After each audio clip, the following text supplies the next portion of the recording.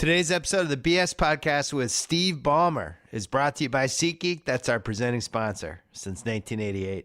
Find the best tickets for sporting events, music, wrestling, opera, March Madness, you name it. I've had SeatGeek on my phone for 2 years. It's by far the easiest way I've found to shop for the best tickets, thanks to their revolutionary grading system. Buy and sell tickets in just 2 taps on your phone. Everything is fully guaranteed. Just try it out. Download the SeatGeek app today or go right to SeatGeek.com.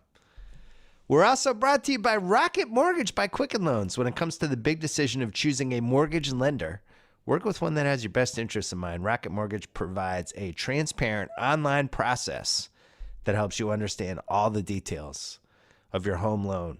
Adjust the rate and length of your loan in real time to make sure you get the right mortgage solution for you. Skip the bank. Skip the waiting. Go completely online at quickenloans.com/Bill Simmons. Happens to be my name. Equal housing lender licensed in all 50 states. NMLSconsumeraccess.org number 3030. Once again, quickenloans.com/Bill Simmons. We're also brought to you by the Ringer NFL Show. That's where you can find Mike Lombardi's new weekly podcast, GM Street. It's co-hosted by my boy Tate Frazier, who happens to be producing this podcast. It is excellent. I highly recommend it. They even created a little mini news cycle around Lombardi's belief in this week's podcast that the Seahawks would be open to trading Richard Sherman to create cap space.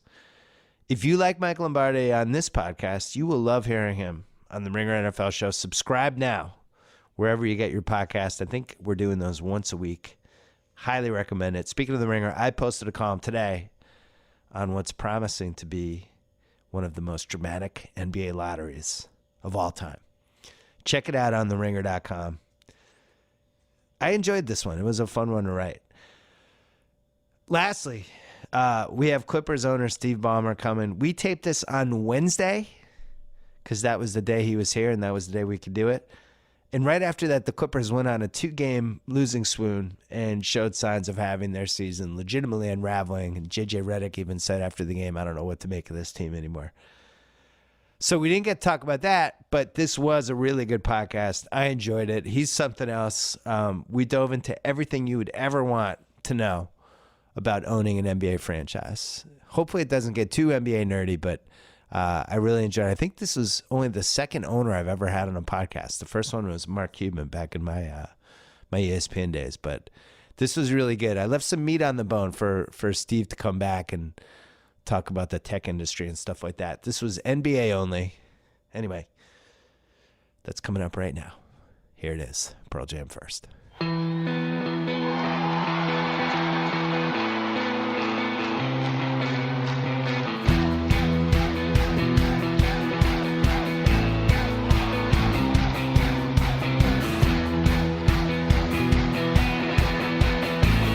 All right, we are in the office. Steve Ballmer, owner of the Clippers.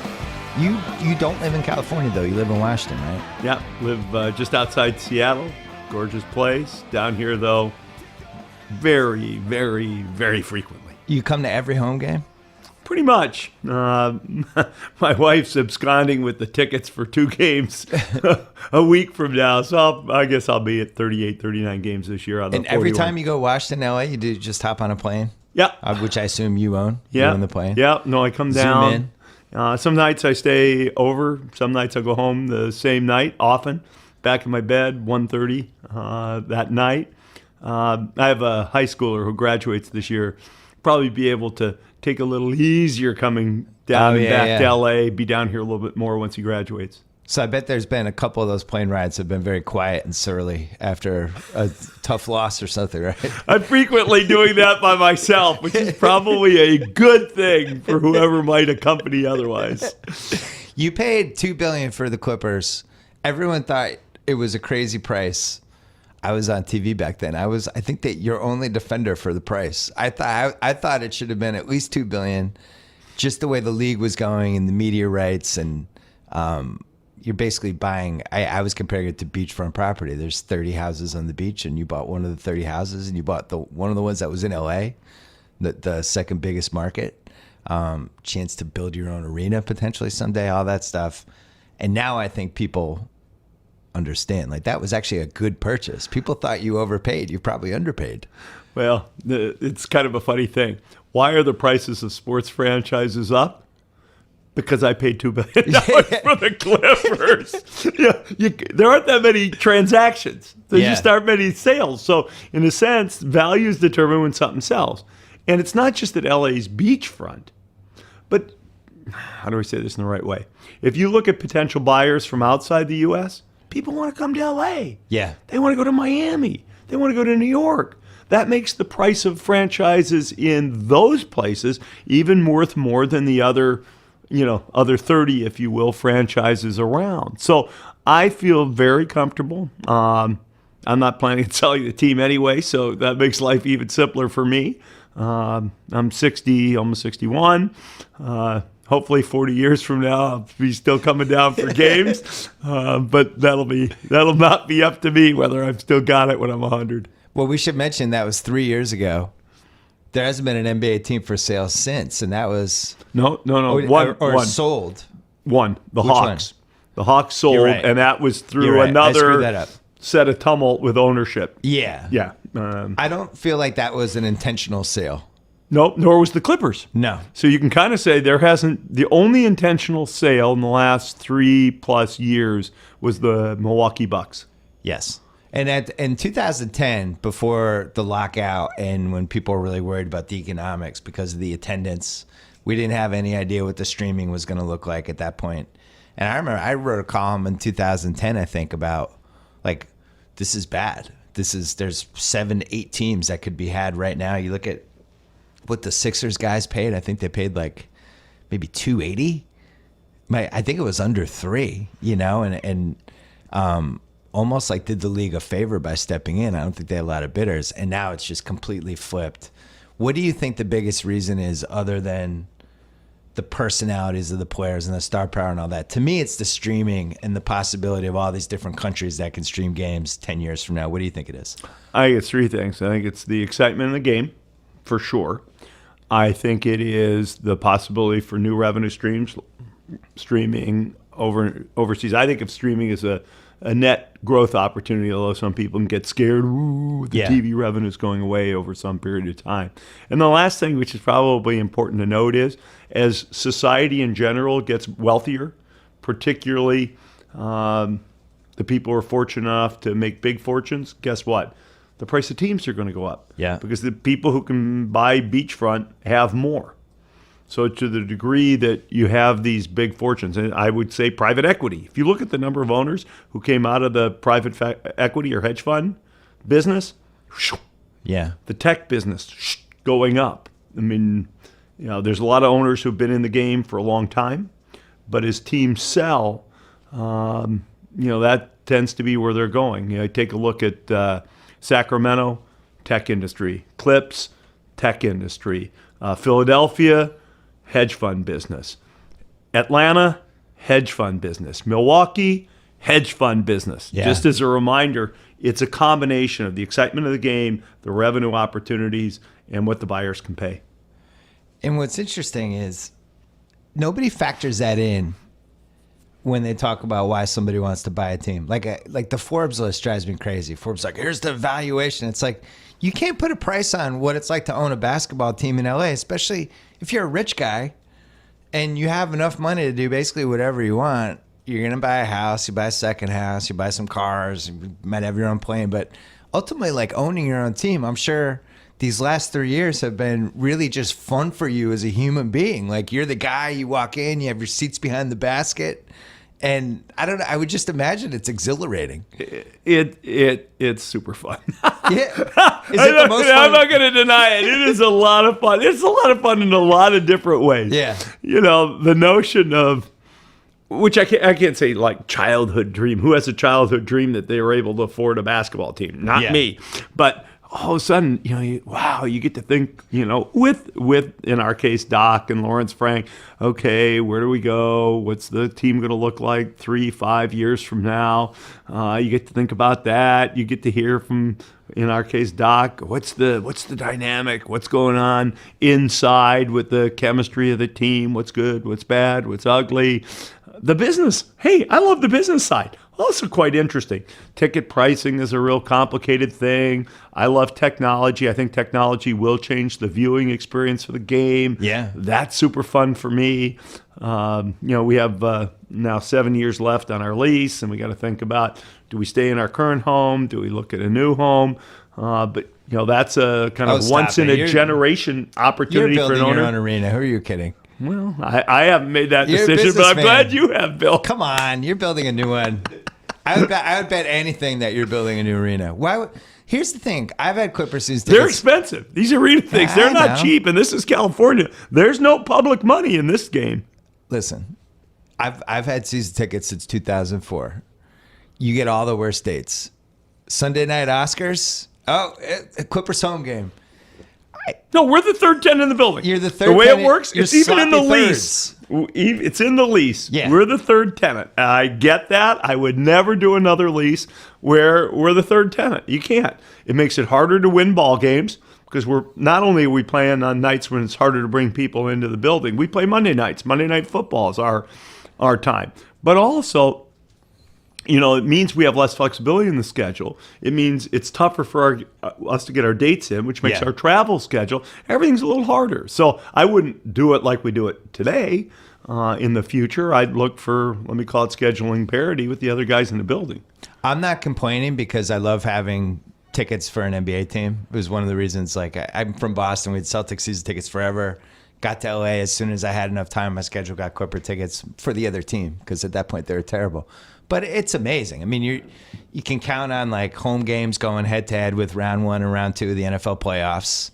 That's a lock. Hey, here's a 12 o'clock Saturday game against the AFC Championship game, the Oscars. It's just left and right. There are all these scheduling things that you can just tell they're like the ugly stepbrother of the LA Staples Center scene. So we're the guys who signed the lease third.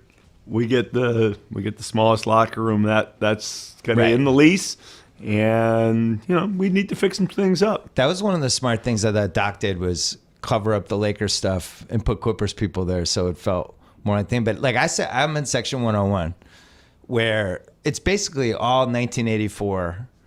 They call them the 84s. It's people that when they moved from San Diego to LA in 84, these people are the best, and they've kept them for the most part, and it's real diehard fans. On the other hand, there's been this new wave of Clipper fans that kind of came in since Blake and Chris showed up.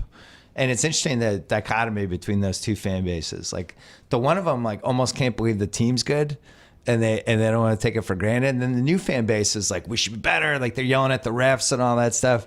It's a fascinating mix. What was your perception of Clipper fans as you started going to these games? Yeah, the number one thing that surprised me, and I've done some sort of Clipper season ticket holder events and stuff like that, is how long a lot of the fans, as you were just saying, have owned tickets. Yeah. I mean, I love the notion that we've got this kind of diehard, I say it in business, you just have to be tenacious. You got to keep coming and coming and coming and coming at things. Heck, we got fans like that. Yeah. They've been patient and long-term, and I sort of feel like, oh, couldn't we get them what they want here? But they're patient. Yeah. The newer fans... Not that much. The patience is waning a tiny bit. Look, if their patience wanes... patience doesn't wane a little bit, that's not good. I want people who are demanding good performance. I mean, winning a championship is a big deal. Yeah. The number of teams who've won championships ever is small. On the other hand, I'm not going to stop and, I'm going to push. I'll do anything we can in order to give ourselves a chance to win. Right. So I'm glad there'll be fans pushing us. The newer fans, it's interesting for you to say, hey, look, they're more on the refs. They expect more. No, I think it's the old fans who expect more. Yeah. But the newer fans are just used to a high level of performance. And so in a sense, they're just looking at the difference from where they started. And, when you're winning 55 games plus a year, they're saying, okay, where's the 60? Where's the third round of the playoffs? Where? Yeah. The one thing that I've noticed the last couple of years, and it's totally because of the secondary market, is you'll see when there's 5 or 6 of the most, you'll see it Saturday night at the Cleveland game. There's a lot of fans of the other team there's really no way to stop it because, season tickets are expensive. Nobody goes to 41 games anymore. I think that's the thing that's changed the most about being a sports fan over the last 20 years. People now go to 10 to 15 and they sell their tickets. And you see with the Warriors, you're going to see with the Cavs. And it's not just the Clippers. But I know you're a competitive guy. I know you're like this is your team kind of guy. When you see those 7,000 fans of the other team, you must go crazy. Oh, it just drives me nuts. It really drives me nuts. It's amongst the things that actually make me craziest. And when I see somebody who's down on the floor. Yeah. There was a guy two and three seats down from me wearing a flipping blue and gold, blue and yellow, whatever the hell I'm supposed to say. Though, yeah. Oh yeah, you knew who it was. I couldn't even speak the words, but I was like, what the heck? I went to the guys who were in the seats and said, please don't ever do that again. Yeah, please. What are you thinking? So it does drive me crazy. I mean, look, there are ideas on how to do this differently. Let's talk about them. Okay. I'm not saying we're going to do them. I just tell you, if you look at what they do in soccer in Europe, to the best of my understanding, you first have to join the club. Then you buy your seat. What do you mean join the club? You're part of the football club. Remember they call them, they're all called football clubs. Yeah. They're clubs. You got to pay a club membership and then buy a ticket. Mm-hmm. Now, do I like the idea that everybody who comes to our games might have to pay someday a membership fee to join the club? And you can join the club and not buy season tickets. But when you want tickets, you can get them and you can come to the game because you can show you're a member of the club and you bought a ticket. Now, if you had to do both of those, the front runners who only come to see their visiting team, blah, blah, blah, they'd have to buy a club membership. That might scare them off a little bit for coming into our building. So I'm not sure we're going to do it, not saying anything, but I'm looking and thinking this stuff through, particularly if we're going to do a new arena. In the current arena, there wouldn't be any way to do it. The ticketing systems wouldn't support it. But we're studying what they do abroad and whether there are any clever ideas from other places that would let you pull something like that off. So you could study music, too, like Pearl Jam created a club and their members get first chance at tickets and things like that.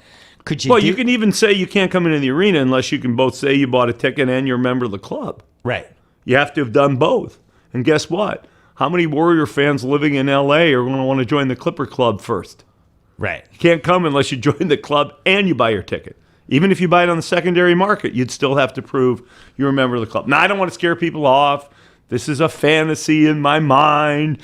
Our season ticket holders are just fine. Fantasy. I think it's doable. Right now it's fantasy because we couldn't even execute it, and we'd have to decide how much would it screw up ticket revenue because, as you said, people buy season tickets and they come in with an expectation that they can, sell off games they don't want. I like this idea. Like, I hate personal seat licenses. I just think it's extortion. But what you're describing is actually, you're getting stuff out of it. There's an obligation on the fan. And you guys, I would assume, would have the protection. Like if somebody who's sitting courtside sold their seats to a Cavs fan on Saturday night, you'd be like, all right, you're going to do that? Then we're going to take your seats back. I'm not sure we do that. But what I probably would say, if you want to sell your seat, you better not sell to the Cavs fans? No, those people would have to prove that they're part of the Clipper Club before they get in.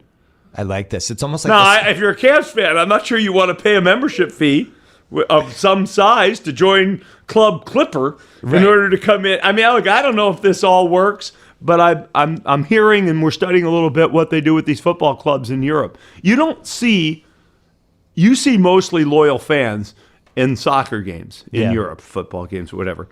In the U.S., football's a little different because there's only 16 games. People don't put their tickets up as much, etc. So it's a little different in football. Basketball and baseball, those are the two tough ones. A lot of games. And hockey, too. And hockey, too. Although, I don't know. When I've been in to watch the Kings, just one time, sure didn't feel like you had any fans at all for the opponent. And this is more of an L.A. problem.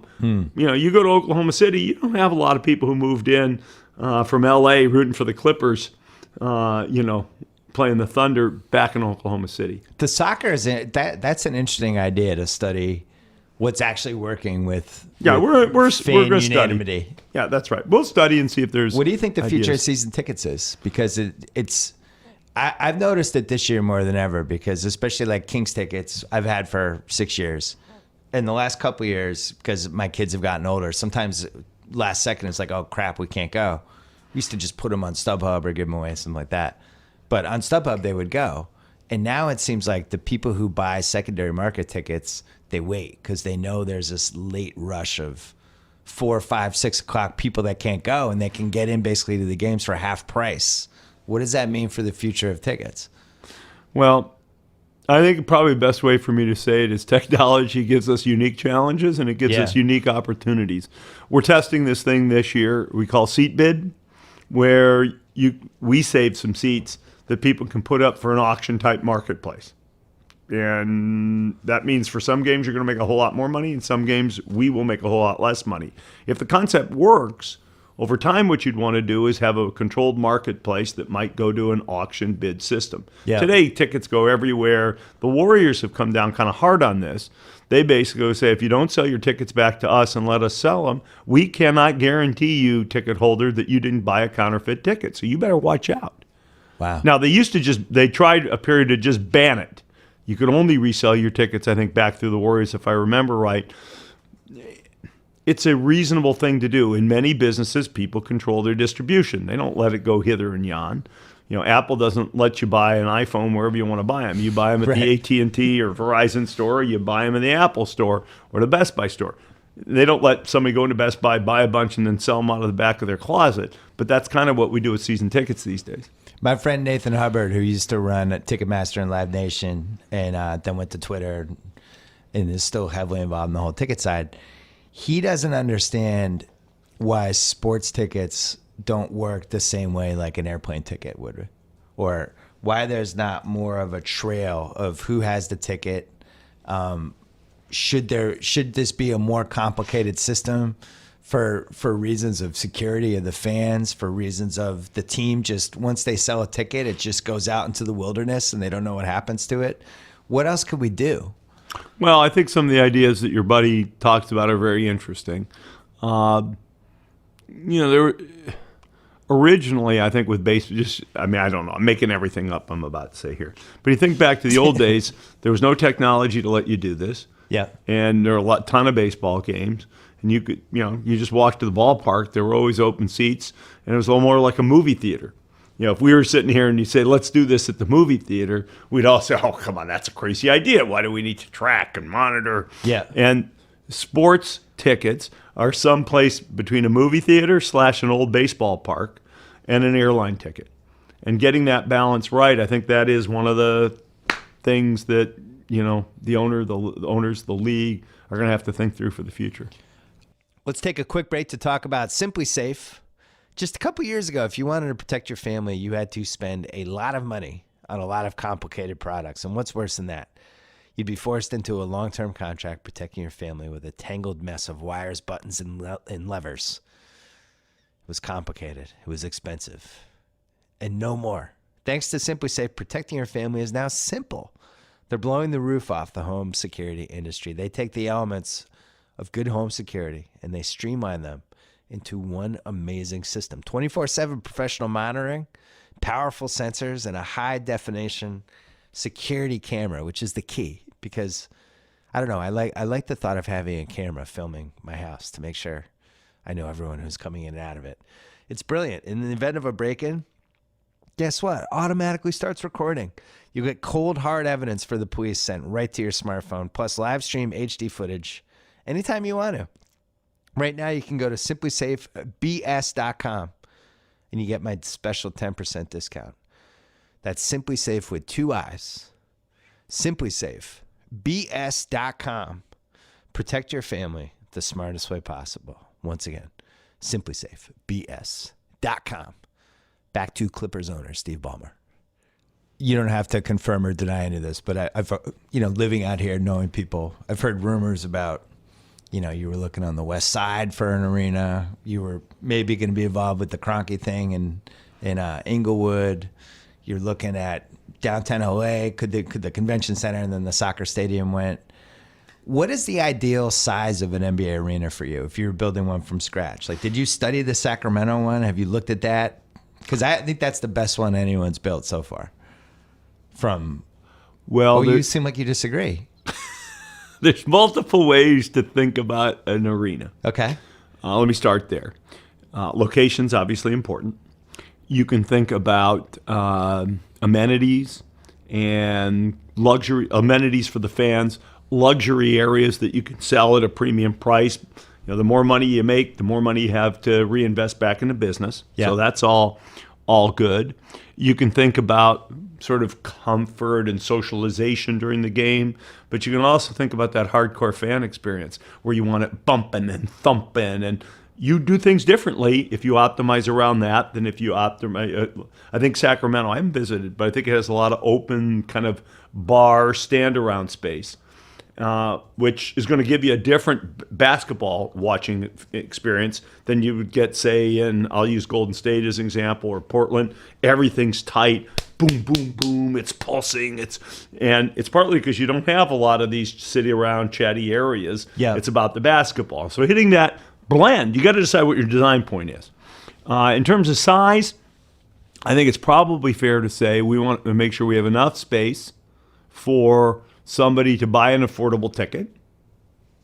And I think everybody's got to acknowledge that a small percentage of people will pay the lion's share of the revenue of people coming into the building. So we want to get a good balance of intimacy, enough affordable tickets. I mean, if you take a look at Staples, we're at what 19,400 seats, Yes, all in. And it's a very large physical space for 19,400 seats. I think it's too big for basketball. I think it's very tough for basketball. I mean, we and the Lakers do it, and it's a beautiful building. And it doesn't mean we'd even move because it is a beautiful building. On the other hand, if you're trying to create that intimate basketball pump and thump feel, partly just because of the height of the roof and other things, it's hard. It's hard to do certain things. So you don't want to be huge. You could have a lot smaller 19,000 seat arena than you have today. Or you could say 18,000, 19,000. You can do sort of 18,000 probably to 1995 and still get, I think, plenty of affordable seats. Or you could go 14. You could goose the supply and demand and make it impossible to get in. Make it like the hottest ticket in town, and then you have less parking. You have less crowd coming in and out. Yeah, I think then what you'd wind up is very little in the way of affordability, which would be important to me. I also think there are league rules on minimum sizes of arenas and that kind of thing. That doesn't surprise me. Yeah, I mean, look, stuck that one in before he left. Yeah, I mean, it kind of makes sense. The players are our partners. Yeah, players get call it half of all revenue, and the truth of the matter is, then owners need to uphold their end of the bargain and generate enough revenue. And could you generate more revenue with a 14,000 seat arena? The Maybe. most revenue you could generate is if you loaded it with suites, right? I mean, if you're really trying to be selfish. I don't know. You got to sell them.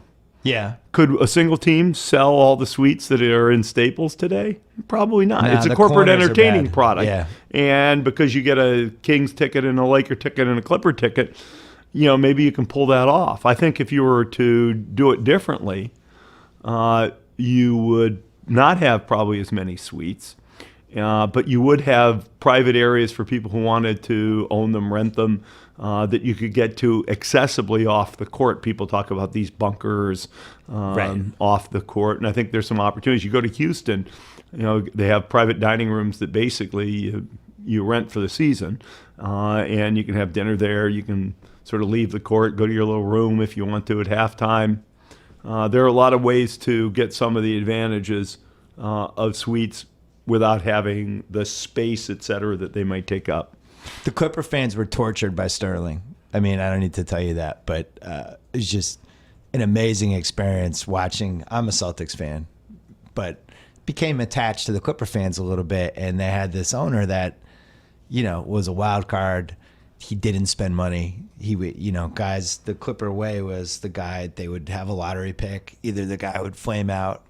Sometimes he would make it and then he would leave. Candy, yeah. Right. Sometimes he'd make it like Lamar Odom, then he just leaves. And that's what they were used to.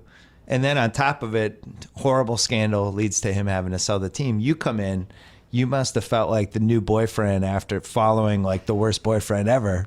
That everyone must have been so happy, like, oh my God. It's an owner who's actually going to care about us. Did you feel that? I did.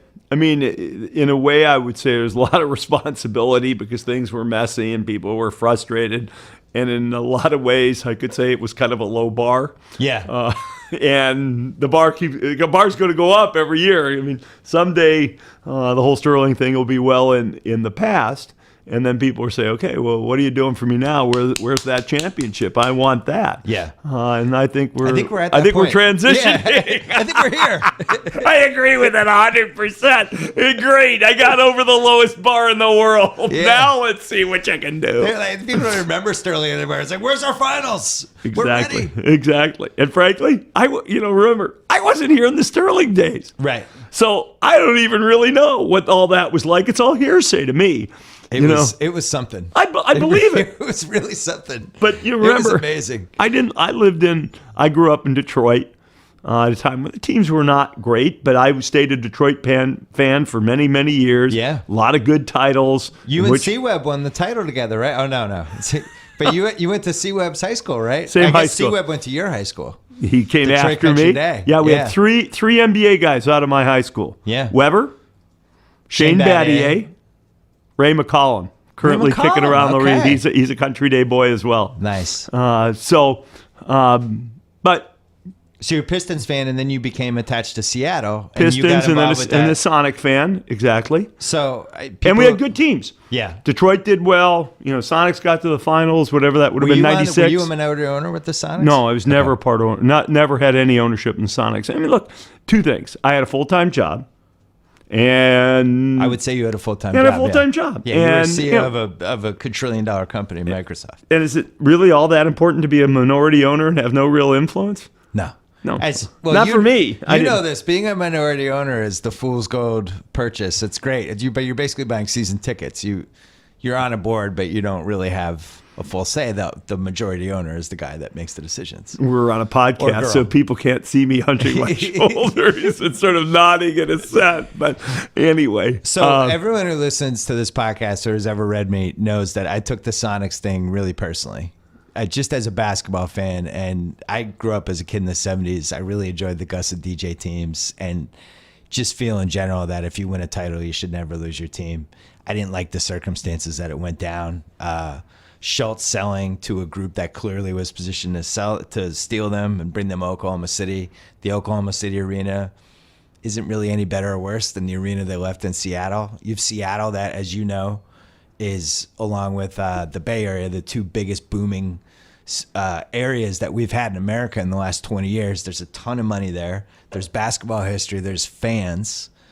It's amazing to me they don't have a team. I'm sure it was amazing to you because you got in the group that tried to bring it back. How does Seattle not have a team? It's 2017.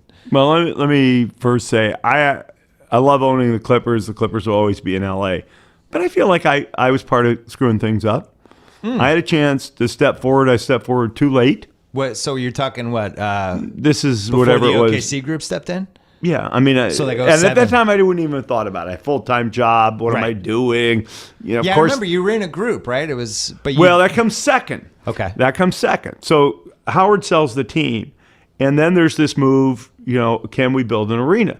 And yeah, there were four of us who stepped up, not to buy the basketball team, but said, "Hey, we'd help put money into an arena." Yeah. And my neighbor Jim Senegal, who started Costco, me, a guy named John Stanton, who started VoiceStream, which became T-Mobile. He owns the Mariners now. And it was still too little, too late. And that was just all about the arena at that stage. My kids are younger, and let's just say I don't think it's easy to be a kid of an owner. I'll just tell you that. High school kid who's your dad's an owner, you get busted at school and all that stuff. So I kind of stayed away from it. And you were also super duper duper. This is like the height of when you were CEO of Microsoft. Yeah, and so I have no time. But I feel bad because I was in a position to step in, and then, God, really? You mean it really is going to leave town? Yeah. Well, shoot, that happened. And then we took our run at Sacramento. Now, that's a little different. I'm still running Microsoft, but Chris Hansen leads the group, but I'm all in. And Chris Hansen, I got to know his bid and him a tiny bit, but he seemed like a genuine guy whose intentions were 100% good. Yeah, no, he absolutely right intention, cared. He went out and bought the real estate. Yeah. Heck, That's Which is a real basically what commitment. Kroenke did, right? Yeah. Kroenke buys the real estate and he figures, all right, now But Kroenke owned a team. I know he owned the team, but I mean, you buy the real estate, that's usually a sign you think you have a good chance. Or Right. But there's a weird chicken and an egg thing. Yeah. Seriously, to get a team back to Seattle, yeah, okay, do you build an arena and hope you get a team? Too expensive. yeah. I mean, it's a $1 billion bet. Yeah, they may have done that at OKC, but do you do that? No. Do you buy a team and tell the city where you bought, yeah, we're moving it? Or do you buy a team, tell the city where you bought, we're working hard to keep it there, but do you have a backup plan in your own hometown? See, I couldn't understand even how the game theory would work these days.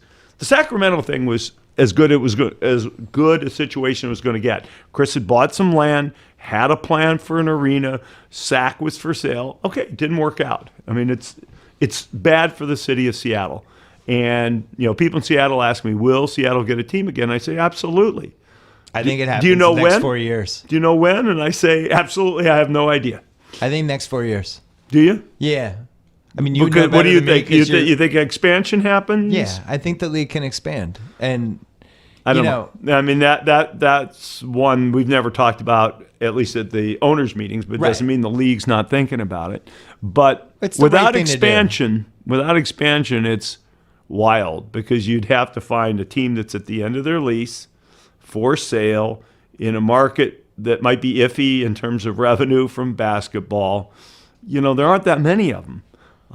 And Sacramento's quiesced nicely. Milwaukee has quiesced nicely in Milwaukee. although that was dicey for a split second when that arena That was up in dicey there. for a split second. I mean, I actually looked at Milwaukee. I Yeah. just retired. I went to see Adam Silver, and I said, I still really want to buy a team. He said, well, you can't buy a team in a city and hope to bring it to Seattle. You're going to have to work to keep it where it is. Yeah. And I said, does that mean I should go look at Milwaukee? Because it was for sale at the time. He said, yeah, if you're interested, go look at Milwaukee. I flew to Milwaukee for a day. I drove the suburbs. I looked at the city. I went to a game.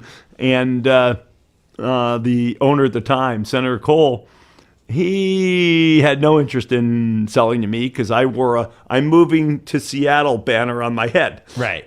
So that one didn't work out. And then I was just the luck of all lucks. I love LA. The Clippers are coming through this process.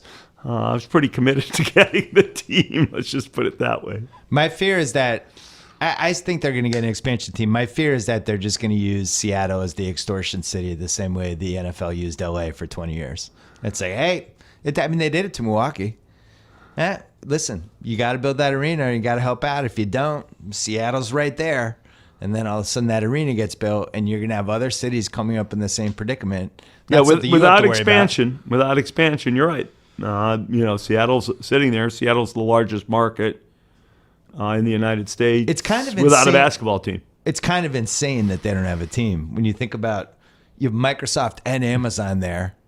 I mean, It's like LA not having a football team for a long time. It's, it may not be as nuts as that, but it's pretty nuts. I mean, Bezos could just say, all right, what's the price tag for an expansion team? And I'm going to build the Amazon Dome or whatever you call it, the Amazon Arena or whatever. And he just builds this 20, and all of a sudden you look at what Kroenke You gotta did. love basketball to do that. So he doesn't like it. I don't know. I'm silent on We the know you topic. like I have it. no idea. I love basketball. I don't know what Jeff thinks about basketball, actually. Because Kroenke was smart. Kroenke had the team. He bought the land. When he bought the land, the amount of money he spent, I don't know. If you made the dotted line, it's like, oh, well, you can see where this is going.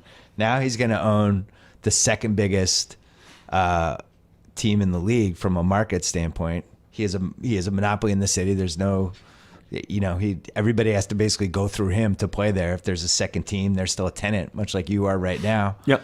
And he's going to have Super Bowls. He's the epicenter of the NFL, stuff like that. Why couldn't an arena that you built be the NFL version, be the NBA version of that? I mean, Could it really be. could, right? Could be, I guess. It could be kind of the West Coast epicenter if you did it. Yeah, could be. I mean, the most important thing right now is for us to take a look, think about the arena, see what AG really wants to do with Staples and us as a tenant. When's your lease end? 2024. This is not, minute by minute. But if you really want to build an arena, there's a permitting process. You got to get the land. We don't have that. You got to go through a permitting process. You got to go through a real serious negotiation with the current landlord, because it's not a casual thing to say, hey, let's go build a $1 billion or whatever it would cost building. So, you could say 7 years out is early, and you could say 7 years out is about right. Quick break to talk about my old friends at Stamps.com. Convenient, easy, reliable, flexible. Those are my favorite words to describe Stamps.com. Why wouldn't you avoid the post office? Why wouldn't you buy and print official U.S. postage with your own computer and printer?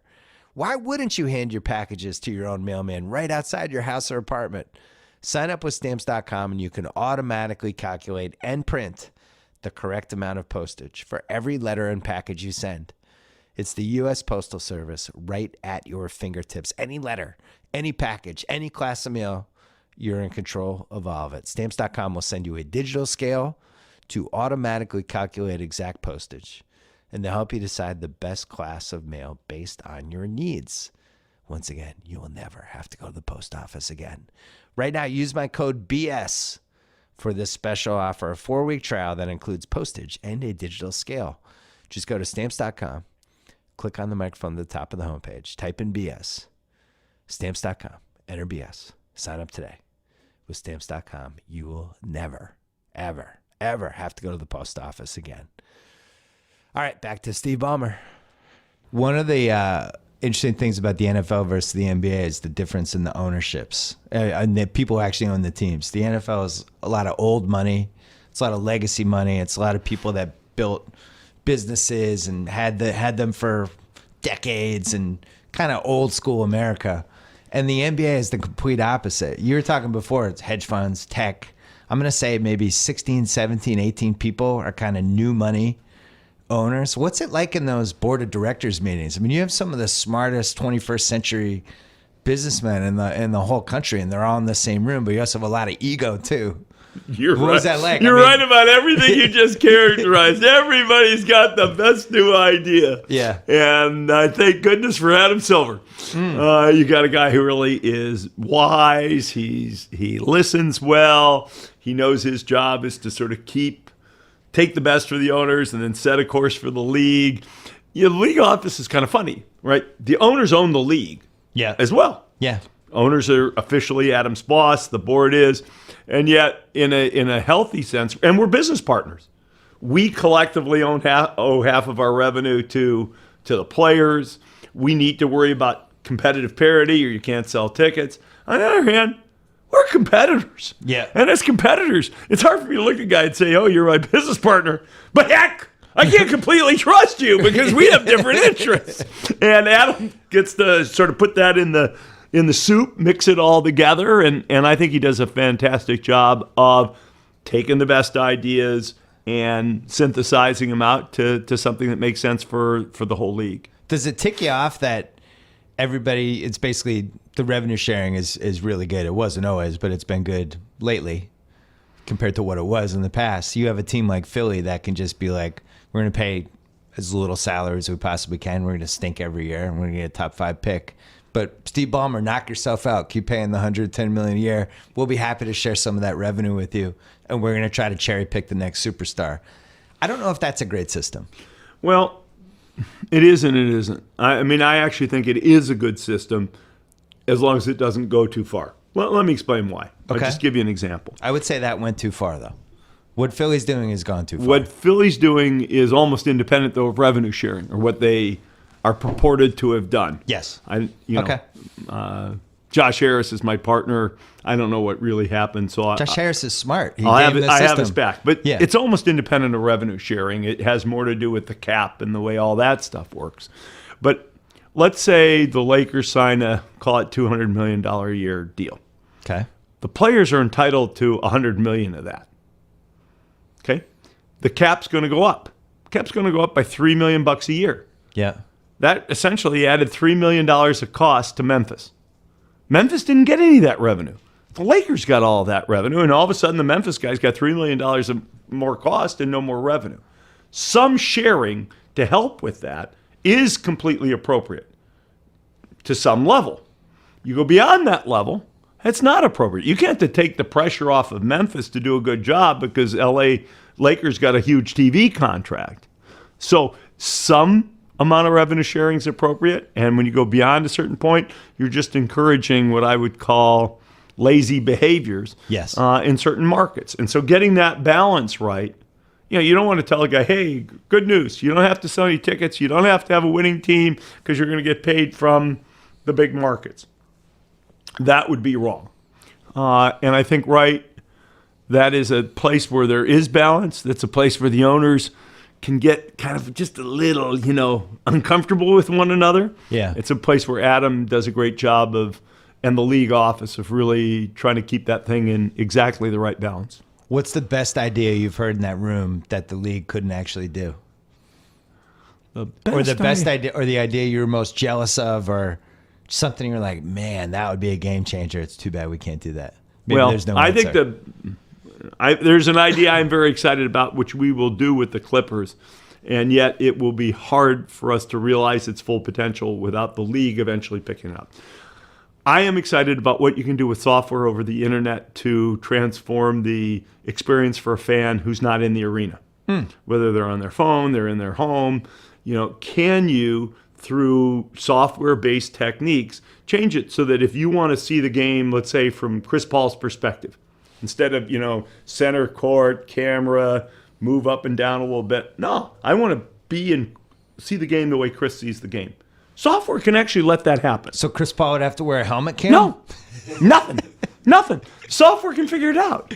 Okay. If it can't figure it out this year, it'll figure it out in 2 or 3 years. I'm a software guy, so yes, I'll exaggerate how quickly it can happen, blah, blah, blah. But it's going to happen. And you say, okay, but you got to have the rights. We can do that here. Yeah. Or we can do that in partnership with Fox because we've been talking about it. But when the big contracts were signed with TNT and ABC, ESPN, that wasn't part of the mix. And the league did the right thing. ABC did or ESPN did the right, Disney did the right thing, Turner, everybody did the right thing. And yet I'm still hoping amongst hopes that if we can prove out this technology, we can get it adopted. Because there are games we don't have rights to even for the Clippers. Yeah. There are games that are exclusive. And even for those games, even if we get this stuff figured out, with Fox, we're not going to have a chance to bring that to people. And nobody did a wrong thing. Everybody did everything right. And yet, I think there's still so much to be figured out with the digital. And other owners have other concepts they're playing with. This 3D thing that Intel does. And VR. There's going to be a lot of things. And the question is, how do you spin that together? And every owner's got good ideas. The league understands the importance of the rights that have been granted and did the right thing.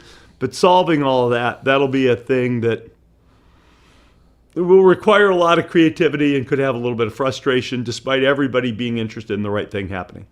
Adam always told me that the great thing about Dr. Buss was being in this room, you have all this ego, testosterone, all these guys who are just used to doing it their own way. And he was like, Dr. Buss would barely say anything, but he would always have like the best 2 points in the meeting. And he was just kind of the sage of the room. Is there somebody like that now, or is it a bunch of people? Because I'd imagine Cuban has some opinions. Mark's got a lot of opinions. Are you in Cuban's corner? He's got a lot of opinions. He's very energetic. Sage is not the word I was going to use for Mark. Fired up, rambunctious, 28 ideas a second. Yeah. Sage sort of implies a little more contemplative, a little more thoughtful, step back a little bit more.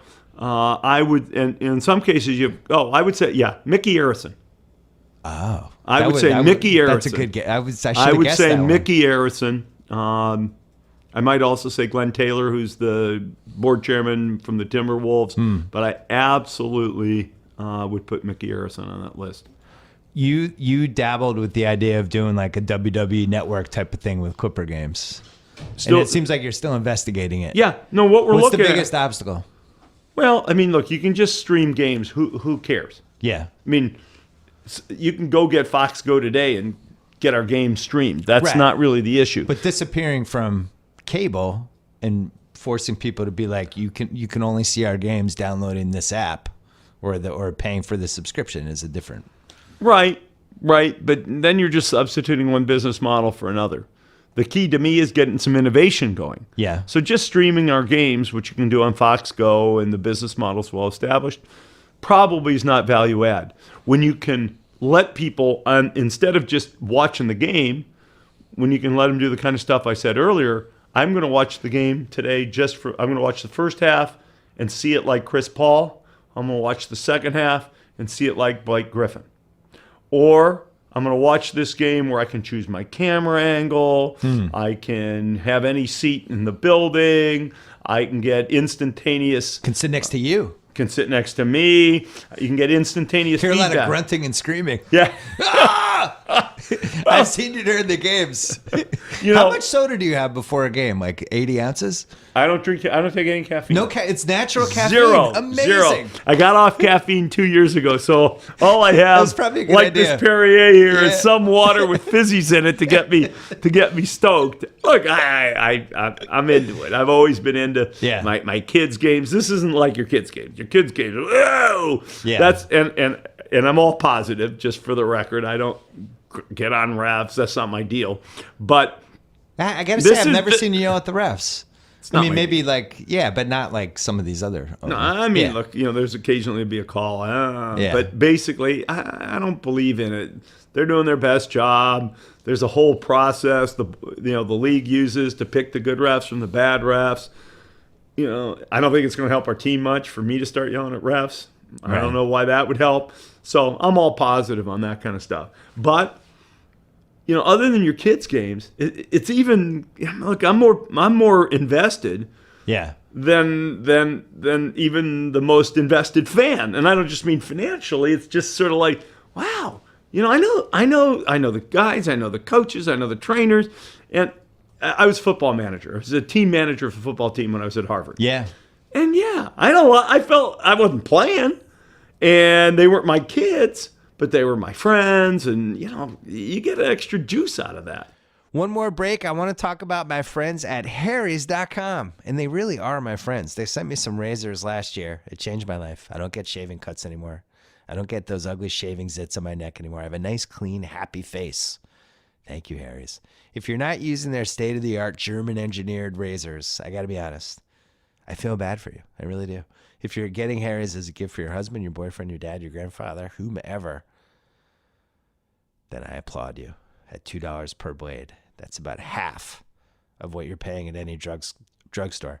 On Harry's.com right now, my listeners can get themselves a free trial set that includes a razor handle of your choice with a German-engineered 5-blade cartridge and, of course, a foaming shave gel. And guess what? Harry's is so confident in the quality of their blades, they want you to try this shave set. Shave set, hard one to say, Tate. They want you to try the shave set for free. You heard that right, free. Just cover a small shipping fee when you sign up. That's it. It's a special offer for fans of the BS podcast. Just go to harrys.com/BS right now and redeem your free trial set. That's harrys.com, code BS. And as a special bonus, I will try to say the word shave set one more time. Shave set. There you go. harrys.com, code BS. You cannot lose. All right, back to Steve Ballmer. How much of your life is just spent with people coming up to you and talking about the Clippers, and you're at dinner and they bring it up, and you're at a party and they bring it up, and you're at the mall and they bring it up? Maybe you don't go to a mall. Do they even have malls anymore? Yeah, you're at the Grove. Yeah, we're mall guys. Okay, good. Our family's mall, like? especially when we had our kids younger. Nowadays, a little less mall people, but I still like to go to Microsoft. I guess but you're not in LA that much, so you probably don't feel it as much as you did if you I'm not in LA. Yeah, I'm not. I don't live here. Yeah. On the other hand, I'm down here for a day and a half today. I'm back down. We have some stuff we do down here on the civic and philanthropic front that has nothing to do with the Clippers. So, I'm down a reasonable amount. But it is different. When I go to the mall in Seattle, I might, people say, go Clippers. But people aren't pounding on me. Hey, why didn't you do this? You should have done this at the trade deadline. I'm not getting that. I'm just going, go Clippers. Right. Because, you're not dealing with your hometown guys. Now, when I'm here, a lot of what I'm doing is, stuff. It's business. It's work. Even if it's philanthropic or civic, that's a professional aspect to it. And when you go to the arena, what do you got? You got guys who want more, but they're kind of invested. Yeah. They're supportive. So I don't get what I'd call the fan hammering that I probably would get if I lived here and, was going down to, buy bagels in the morning. Hey, what did you do? Why couldn't you guys win the game last night? Right. You trading Blake? What's going on? Are you gonna trade him? You're entering some of the players' families will go even crazier. They'll say, seriously? Why aren't our guys playing defense? I've got that from one of the players' family members recently. You're getting close to year 4. This will be your 4th year owning the team. Yeah, this is my 3rd season wrapping up. Exactly. What were you bad at in year 1? What do you look back at and go, oh man, I can't believe I did that. I sucked at this. Like, what were you bad at? Yeah, year 1, I was good at being a newbie. Right. Not good at much anything else. What does that mean? It means that I was still new to understanding the business side. Yeah. I was clueless in really understanding the way the cap works. Clueless in that. Did you make any? I can't remember. Did you make a? Yeah, we made one big trade my first year. That was the deal that got us Austin Rivers. Yeah. That was my first. No, I can't tell you I understood it much. Right. I'm sitting there at a party before the national championship football game. My wife went to Oregon. Oregon's playing Ohio State in a game. Yeah, I think that's my first year. Yeah, first year of ownership. And, I'm just okay. And the only reason I got involved in that is, we're trading for coach's son. Yeah, that's a little weird. I better be part of that. Yeah. I feel like I have to have his back on that. So first year, I'm bad at everything. Let's just say I'm bad at everything. I don't know how to communicate with the team. I'm not sure what's too much, what's too little. I'm not trying to be invasive. I know the whole story of Sterling. By the second year, I kind of get it. It's part of the owner's job to really pump guys up when they do something right. Yeah. So I find a way to do that my second year. I start finding ways to appropriately connect. Whether it's texting guys after the game, I show up a little bit before. I have a tradition now, at least in my mind, where I give a little talk at training camp, kind of, lessons learned, things I think about. I'm not telling them, we're going to run more, we're going to run more pick and roll this year on the right side, or I'm not doing that. But, so I think I got that down.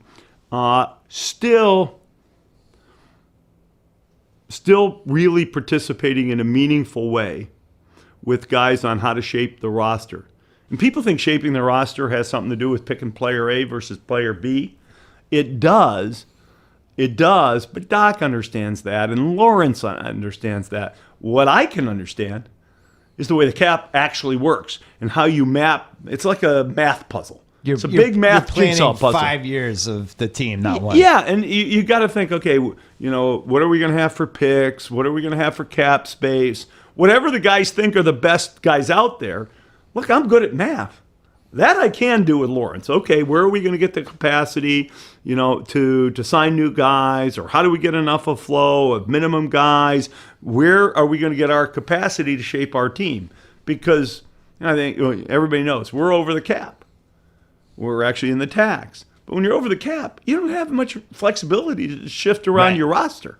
And if you say, hey, look, we're close, but not quite there, how do you get the flexibility? There are other guys who can tell you player A versus player B.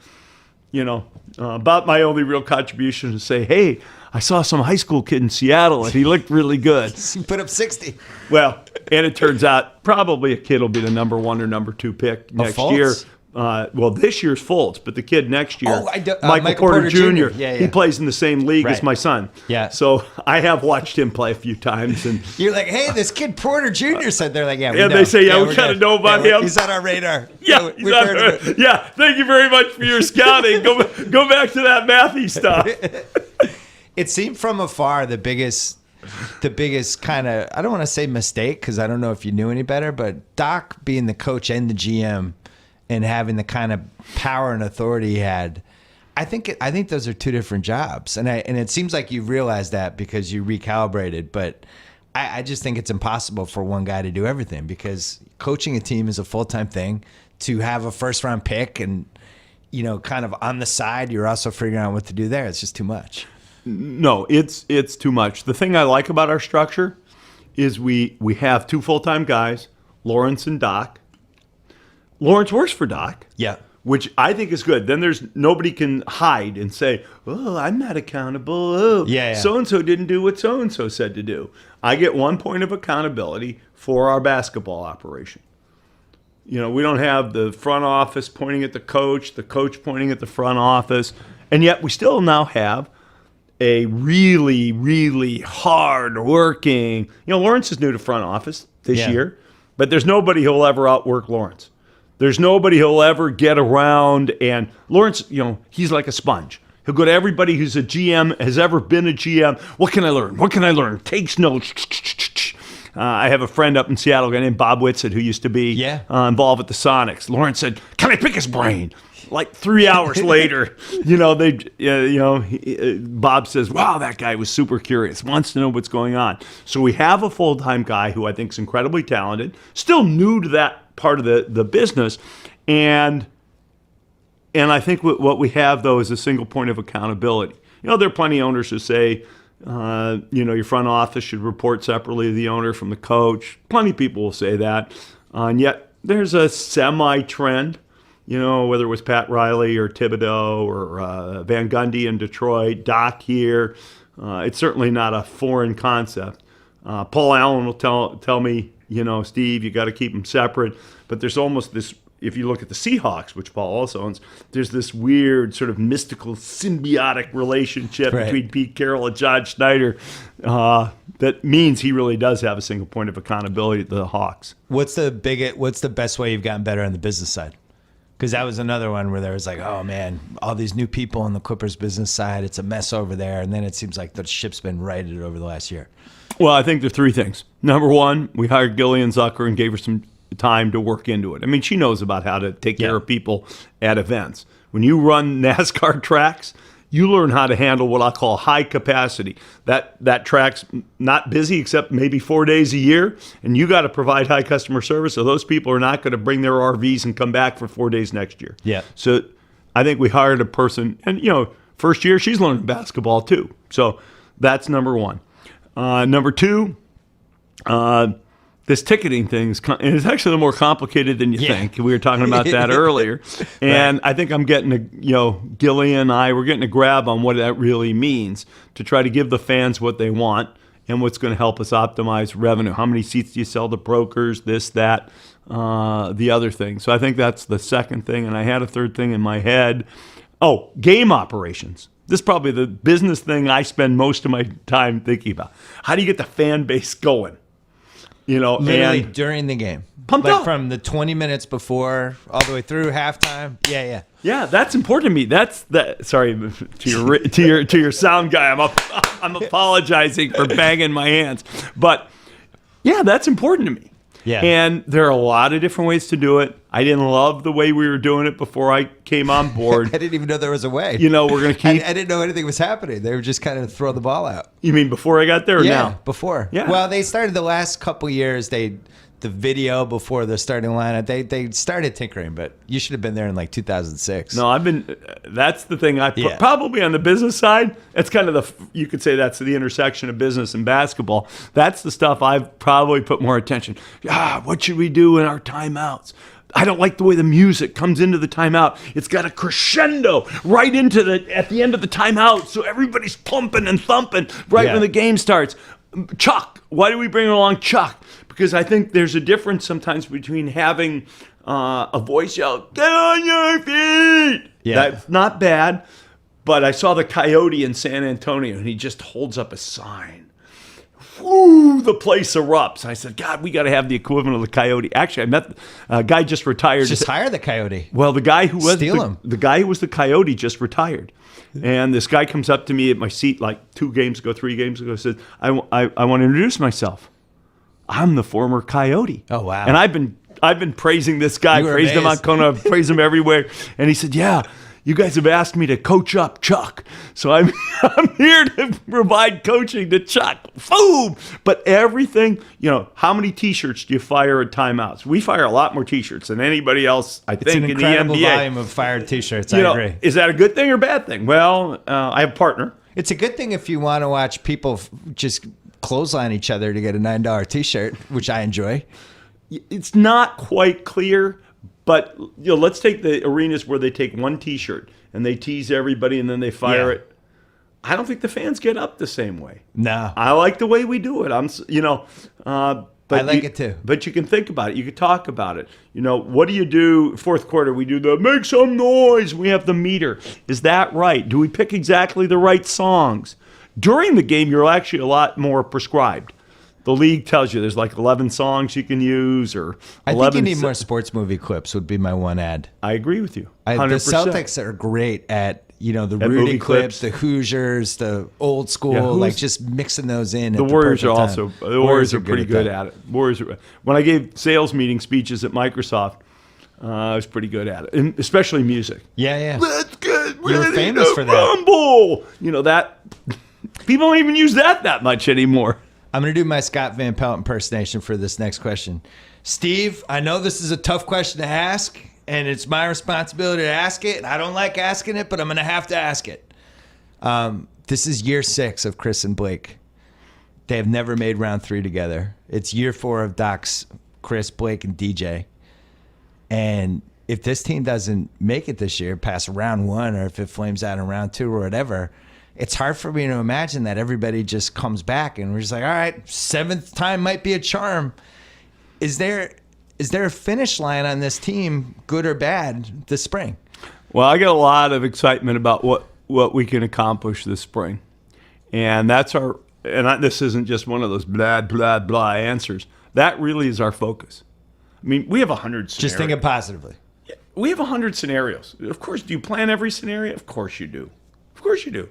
I mean, look, Blake's a free agent, Chris is a free agent, JJ's a free agent. We're going to have to win them to come back. Yeah. If we want him back, we're going to have to go out there and win them. I don't think you're going to have to win Chris back.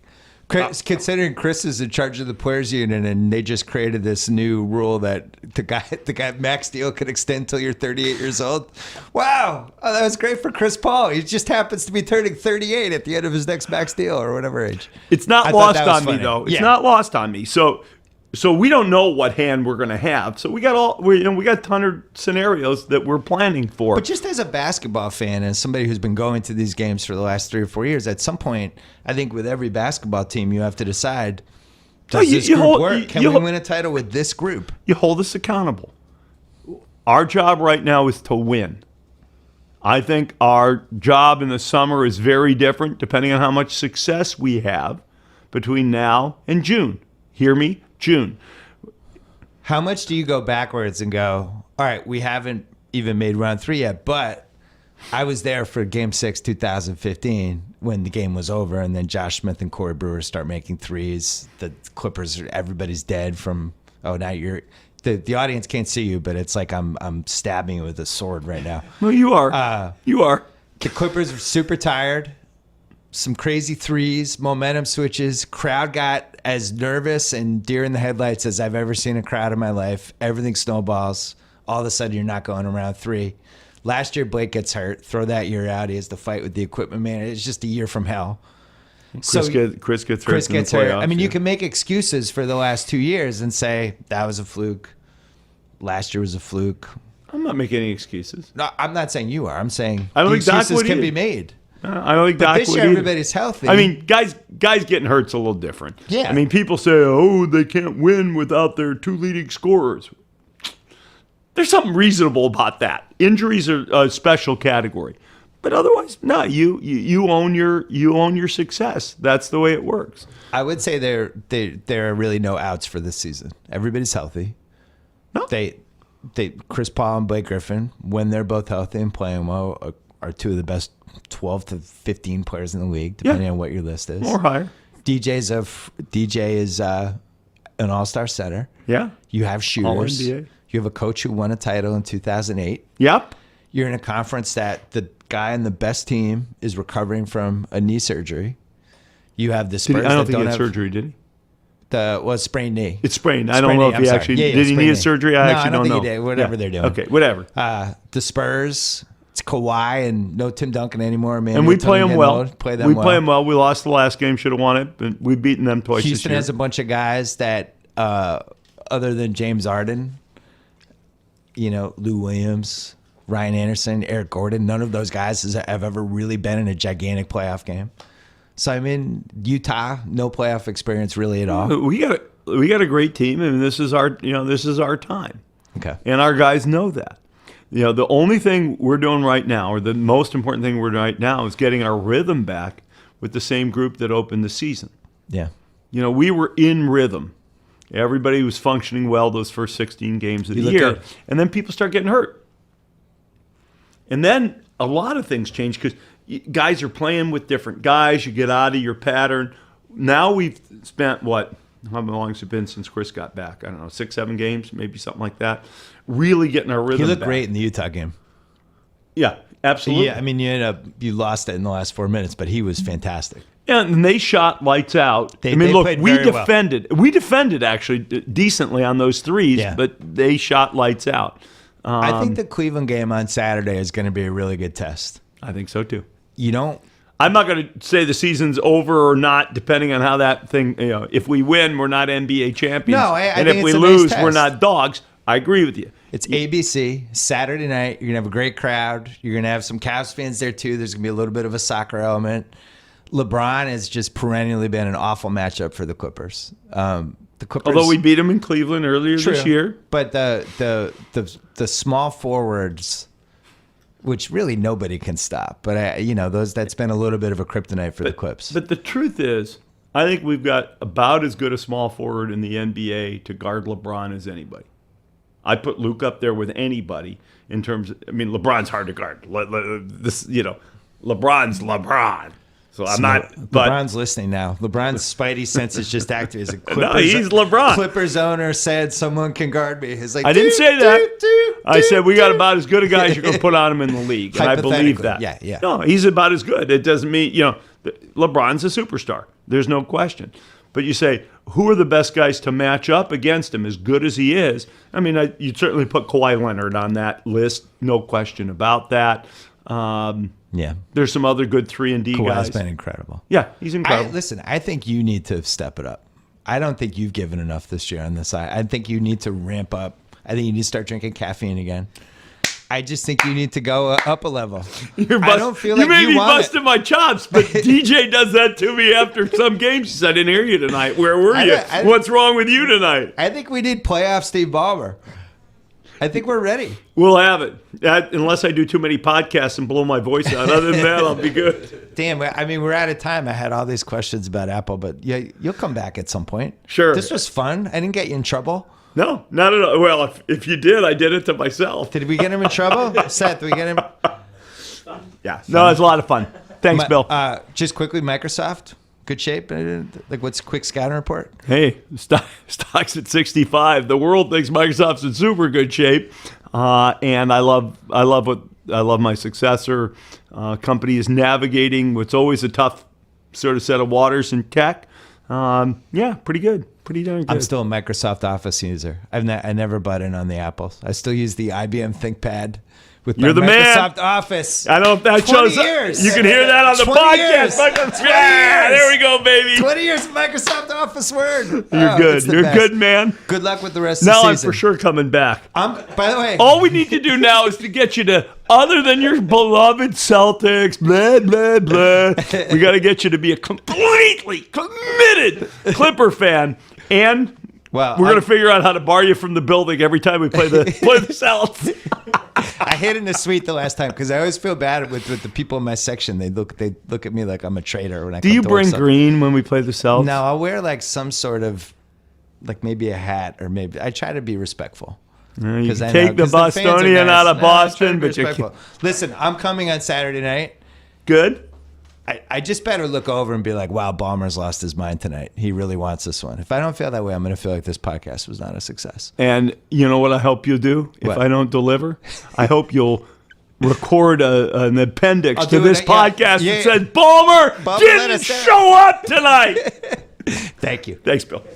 Okay, thanks again to Simply Safe. They make protecting your family simple with 24/7 professional monitoring, powerful sensors, and a high-def security camera. In the event of a break-in, it automatically starts recording. You will get cold, hard evidence for the police sent right to your smartphone, plus live stream HD footage anytime you want. Go to simplysafebs.com right now to get my special 10% discount. Protect your family the smart way at simplysafebs.com. Thanks to Stamps.com. They bring the U.S. Postal Service right to your fingertips. Buy and print official U.S. postage for any letter, any package, any class of mail using your own computer and printer. They'll send you a digital scale. You can automatically calculate exact postage. You will never have to go to the post office again. Sign up for Stamps.com.